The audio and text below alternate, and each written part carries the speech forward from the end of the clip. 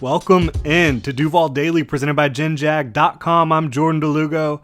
Thank you so much for tuning in today on a Victory Monday for your Jacksonville Jaguars. We're going to dive into my top takeaways from their massive win over the Dallas Cowboys in Week 15 in front of a packed house at TIAA Bank Field. We're going to dive into the top takeaways after reviewing the tape, kind of gathering our thoughts on this one overnight. It's not going to be all sunshine and rainbows here today. I have to warn you all of that. Normally on a Monday, I would try to keep it a little easier than this, but the Jaguars, they've got a Thursday night showdown with the New York Jets in New Jersey this week, just in a few days. So we got to kind of push up everything that we're going to do in a normal week. You know, we have 5 weekdays plus Saturday to get ready for a game when you're talking about the content production over here at Gen Jag. And this week we've got Monday, Tuesday, Wednesday, and then Thursday is game day. So it's a little different here. We're gonna have to hold them accountable here today, unfortunately. But great win, obviously, over the Dallas Cowboys. We'll dive into all of my top takeaways right now. I'd like to remind you to follow me on Twitter at Jordan DeLugo, Generation Jaguar at Generation Jag. Hit that like and subscribe button. You can also hit the notification bell.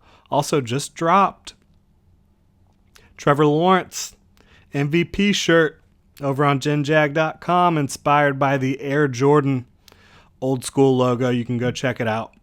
GenJag.com. All right. Top takeaway obviously has to be about Trevor Lawrence. The man, the myth, the legend. I'm not saying that he should win MVP right now, but I'm also not saying he shouldn't. And I know that might sound a little bit crazy, but I think there's legitimate reason to have Trevor Lawrence in the MVP conversation right now. Do I think he should win it? No. I think probably Patrick Mahomes, maybe Jalen Hurts, a couple of these other guys that are on teams that have won a lot more maybe are a little bit more deserving. But Trevor Lawrence is absolutely deserving to be in the conversation. And I think he's in the top 5, and I'll talk about why.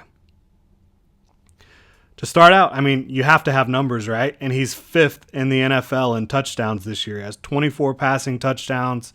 He has 4 rushing touchdowns, 28 total. He's behind only Patrick Mahomes, Joe Burrow, and Josh Allen when you talk about, and Jalen Hurts, when you talk about scoring touchdowns. His team has already doubled up their win total from last year, jumped from 3 to 6 now in 2022. He has his team competing for a playoff spot in year 2, which is really year 1 for Trevor Lawrence. If you talk to some of the people inside the building at TIAA Bank Field, Andrew Wingard. And it's his first year in the Doug Peterson system, first year of an entirely new staff. And they've already doubled up their win total. He's overcome pressure in his face for a lot of this year. You see the offensive line, their numbers aren't bad. A lot of that has to do with Trevor Lawrence having an unbelievable understanding of where pressure is coming from, how to avoid it. And a lot of that comes from his work ethic and his studying. A lot of it's innate as well. He has an incredible feel for the pocket and for avoiding pressure and avoiding sacks. He just yesterday overcame being dead to rights in the backfield. Like, how many times? Micah Parsons had 12 pressures yesterday alone. Did it really feel like Trevor was under all that much pressure? Not really, because he does such a good job of avoiding it, of escaping it, of realizing where it's coming from and being one step ahead. He's overcome a receiving core that is amongst the league leaders in drops. A couple weeks ago, they were at the top. They might still be. I have not checked out the stats, but regardless, they're among the league leaders in drops. And yes, you can say Zay Jones, Evan Ingram, Christian Kirk. These players have had massive moments for the Jaguars, and Christian Kirk has been pretty steady throughout the season. But players have been putting the ball on the ground a little bit too much. I think it's pretty clear. And it's gotten better lately, but just in Detroit was the worst example of it all year. Had like 5 drops in the first half. And then you talk about the defense. They're opportunistic, sure. do a decent job against the run. They do a decent job turning teams over, but they've given up the 6th most yards in the NFL this year. They are allowing a lot of points and a lot of yards right now, this Jaguars defense is. Yet Trevor Lawrence has this team at 6-8, has them winning 4 of their last 6, has them winning 3 of their last 4, and it's not all him. I've said that. These receivers are making plays. Offensive line's making plays. ETN's making some plays. He's making some negative mistakes as well. The defense is opportunistic with these turnovers. But this is a team that is being elevated by their quarterback and their head coach right now. Over the last 6 weeks, Trevor Lawrence, again, led the team to 4 wins. He's gone wild with 15 total touchdowns, a passer rating well over 100, 1 total interception over those 6 games. Yeah, and again, 4 wins for the Jaguars in the last 6 games. And again, players around him deserve a lot of credit for making plays, but he's elevated this whole thing, him and Doug Peterson have. He's elevating the play of everyone around him right now because they have the confidence that their quarterback is going to win them the game. It allows everyone to play more free. And I think you're seeing that over and over and over the last month and a half. I think Trevor Lawrence is playing at an MVP level right now. No, I'm not saying he should win MVP. He should be in the conversation, and right now he is playing like an MVP. 8 touchdowns in the last 2 games. He's led his team back from deficits in both of these games. They were down 17 to the Dallas Cowboys, a 10-3 football team yesterday. No quit, no panic, no nothing. Just comes out, starts slinging it all over the football field. Trevor Lawrence is he's everything you wanted and more when the Jaguars drafted him with the first overall pick. So be excited about your quarterback and head coach situation. Now, as I said earlier, it's not going to be all sunshine and rainbows here. Cam Robinson, Jaguars starting left tackle, $18 million per year left tackle that the Jags re-signed this offseason after his rookie deal expired. He's out with a meniscus injury, and Doug Peterson believes it's probably going to be a season ender.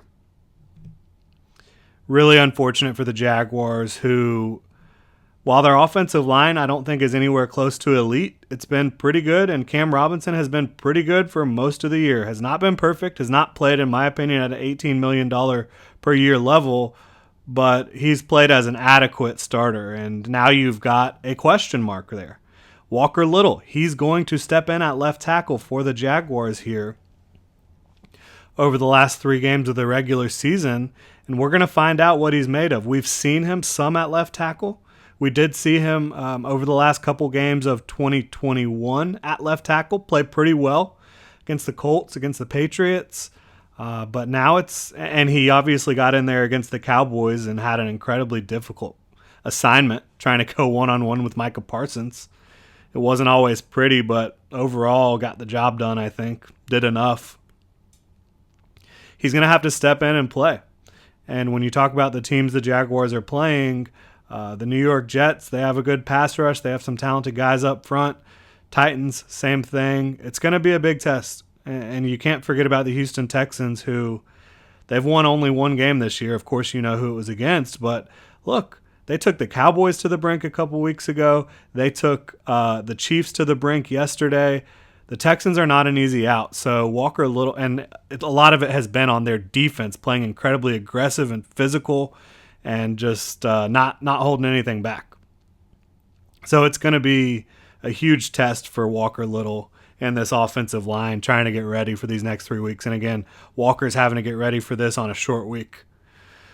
So it'll be a test. We'll see if Walker Little can pass, if the rest of this offensive line can pass that test and try to keep Trevor Lawrence as upright as possible. Again, Trevor is a master of avoiding pressure, of manipulating the pocket, of escaping the pocket when he needs to. So you feel good about that, but you've got a young player who's very unproven entering the starting lineup down the stretch here at left tackle, which is arguably the most important position in the league outside of quarterback. Arguably. On the injury front, outside of Cam Robinson, Trayvon Walker missed the game with an ankle injury. Foley Fatukasi suffered a little bit of an ankle injury in the game. Both players are day-to-day, but Doug Peterson said he's optimistic about them, and he's optimistic about everyone else that's dealing with these little nagging injuries. So the good news is the Jaguars will probably be close to full strength when it comes to the active roster. The bad news is obviously Cam Robinson going to miss the remainder of the regular season. Maybe if they make a run to the postseason and win some games there, maybe Cam could come back, but he's probably done for the year, unfortunately. More worrisome stuff here. The Jaguars' defense is not fine. It's not. There are pieces of this defense playing really well. I think DeJuan Smoot's playing well.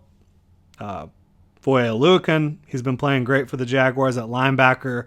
I think Josh Allen's playing well. He has sacks in the last 2 games. You look at Tyson Campbell, he's playing great football. You like some of these pieces, right?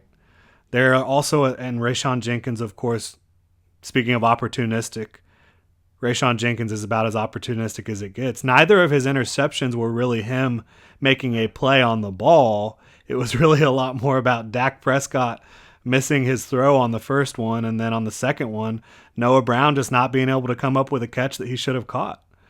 So I'm not trying to take anything away from Rayshawn Jenkins here. And we'll talk about him a little bit more.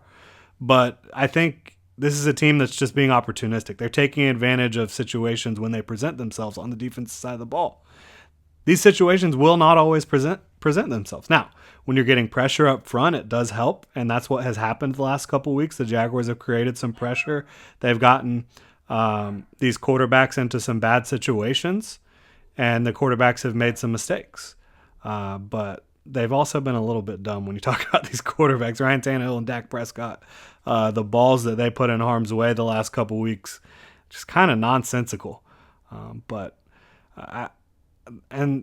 Maybe this defense could continue to be opportunistic for the rest of the 2022 season and into the playoffs. We'll see how long they're able to continue playing this way. Bend but don't break is what they say. They tend to break quite a bit, though, as you saw. The Cowboys scored 34 points. The Titans scored 22 the week before, and they're one of the teams that's really struggling to put points up on the board in the NFL right now. The Lions dropped 40 on them the week before that. It's not been great, in my opinion.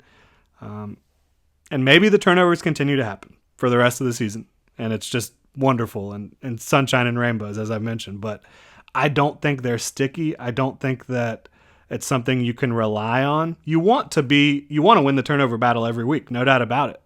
But to just rely on your defense, being able to get lucky and get some turnovers every single week, I don't think that is how you plan.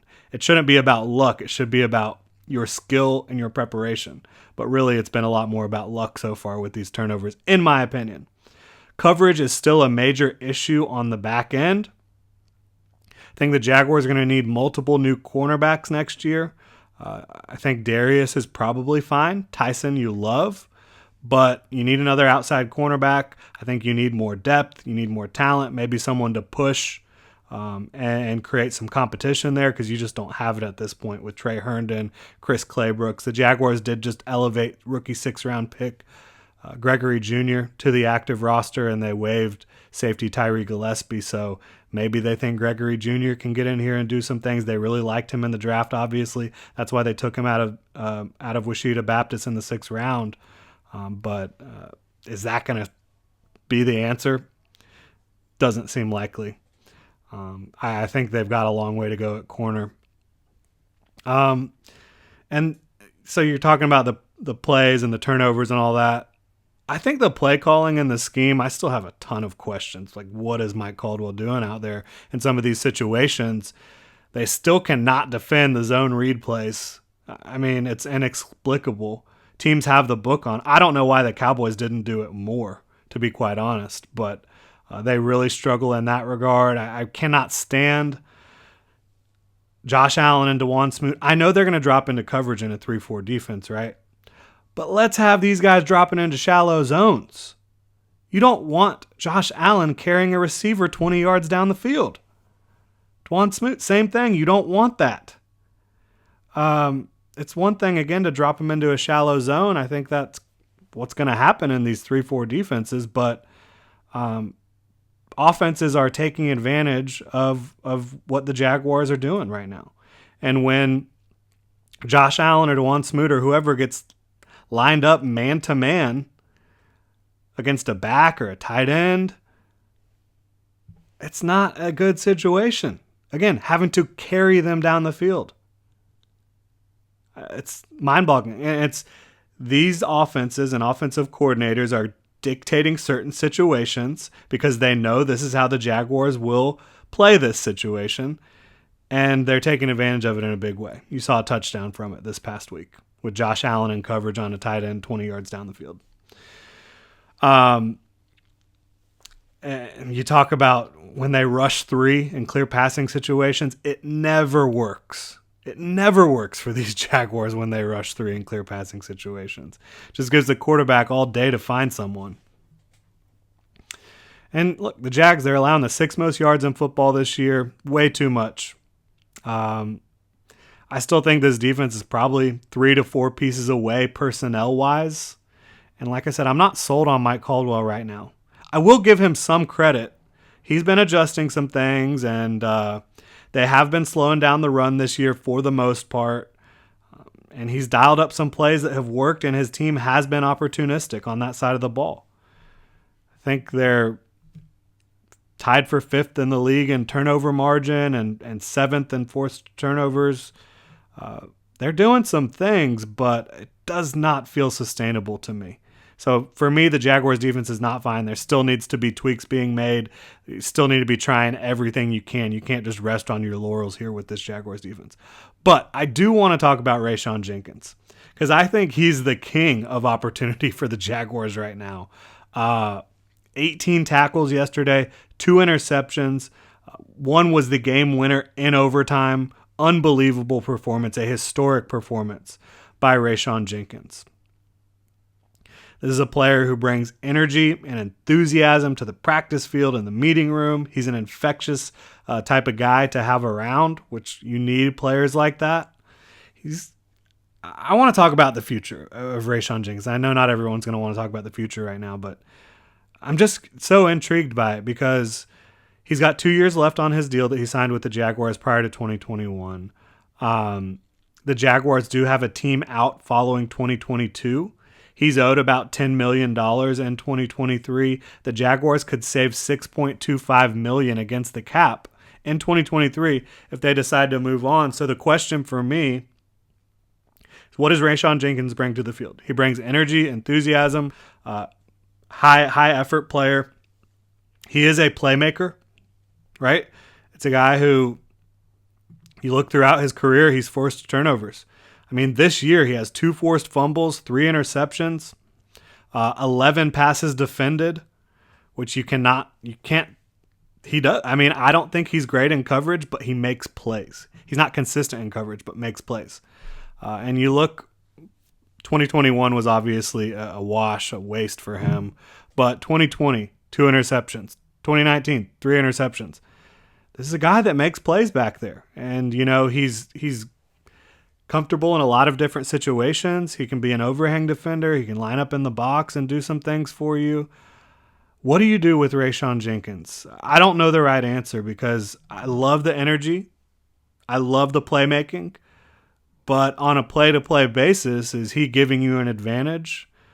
Not as often as I would like. And so my question is, with the $6.25 million against the cap in 2023, could the Jaguars figure out how to potentially upgrade that position while saving money? When you look at safeties, they don't make as much as a lot of positions around the league. You look at the signing bonuses Shad Khan can hand out. Is this an area where the Jaguars should potentially look to upgrade? I think it's a fascinating question because I'm a fan of Rayshawn Jenkins, the person. I'm a fan of all the playmaking he does. But I just don't know the consistency is there on a down-to-down basis. I think the Jaguars will probably end up wanting to keep Rayshawn. Maybe they restructure him, push a little bit more money towards 2024, save some money in 2023. I like the guy a lot. I really do. It'll be fun to watch and watch him the rest of the year and see what happens down the stretch and throughout the offseason. I do think he's a starting caliber safety in this league pretty clearly, and he's making a lot of plays for the Jaguars right now. Now, we're going to round this out talking about the kicker, Riley Patterson. 2 clutch kicks, including a 48-yarder that sent the game to overtime, 4 of 4 on PATs. Is this guy the Jaguars' kicker of the future? He's certainly the kicker of the present, but he's also the kicker of the future. I don't know. He's now at 87.8% for his career. He's 2 years in the league, kicked some field goals for the Lions last year. He's been kicking for the Jaguars this year. He's 36 of 41 on field goal attempts throughout his career. 29 of 30 on PATs. He's been pretty accurate from everywhere. He's deadly accurate from 30 yards and in. He's been very accurate from 49 yards and in. I think he's only attempted 2 50-plus yarders. I think he's made one of them. Is he the answer at kicker? I think it remains to be seen, but unless he has a meltdown, I think he's probably the leader in the clubhouse moving into 2023. If you have a kicker making close to 90% of their kicks, you feel pretty good about that, and that's what he's done over the last 2 years. Maybe you bring in some competition, but I feel pretty good about Patterson. The one thing I would say, you could probably find a stronger leg, and they were trying to do that this year with Ryan Santoso, but Patterson's pretty darn accurate. And I think he's done a pretty good job on kickoffs. I know the Jaguars have done some squib kicks. They did the onside kick against the Chiefs. He executed that well. I like what I've seen from Riley Patterson overall. I know, he did miss 2 kicks against the Chiefs. But overall, this is a guy that's been damn accurate for the Jags. And it'll be interesting to see how the rest of the season plays out for him and how the Jaguars handle the kicker situation going into the offseason. But yeah, those are my top takeaways from this one. Trevor Lawrence playing at MVP level. Cam Robinson being out with the meniscus presents a huge opportunity for Walker Little, who's in the second year of his rookie deal. The Jaguars probably want to figure out what they have in him. You don't want to lose Cam Robinson, but it does give you an opportunity, and it gives Walker Little an opportunity. So we'll see how that plays out. The defense, despite being opportunistic, is not fine. And then just finishing out talking about Rayshawn Jenkins and Riley Patterson, kind of like what do the Jaguars do at these spots moving forward? I think it's going to be really interesting to see. That will do it. We've got a big matchup the Jaguars do coming up with Zach Wilson, starting quarterback Zach Wilson, and the New York Jets. Thursday night football, prime time football for your Jacksonville Jaguars for the first time in 2022. We will dive into that contest tomorrow and throughout the rest of the week. That will do it for me here today. Thank you so much for tuning in to Duval Daily. Hit me up on Twitter at Jordan DeLugo, Generation Jaguar at Generation Jag. Hit the like and subscribe button, notification bell. You can also check out genjag.com, pick up some new Duval gear. And you can become a channel member here on YouTube as well. If you enjoy the content, you want to get some cool perks, you can check it out. Links in the description below. Thank you so much for tuning in, Duval.